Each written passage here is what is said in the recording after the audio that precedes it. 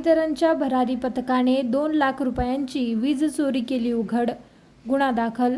बुलढाणा जिल्ह्याच्या खामगाव शहरातील जिजाऊ नगर परिसरात महावितरण विभागाच्या विशेष भरारी पथकाने छापा टाकत वीज चोरी करणाऱ्या दाम्पत्यावर कारवाई केली आहे.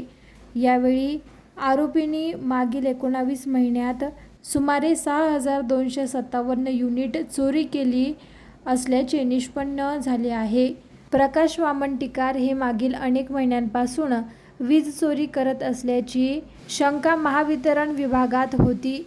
या तपासणीत अनिता प्रकाश टिक्कर व प्रकाश भगवानराव टिक्कर यांनी त्यांच्या वीज मीटरमध्ये फेरफार करून वीज चोरी होत असल्याचे दिसून आले. या प्रकरणी महावितरण कर्मचाऱ्यांनी खामगाव शहर पोलिसात दिलेल्या तक्रारीवरून दाम्पत्याविरोधात गुन्हा दाखल करण्यात आला आहे.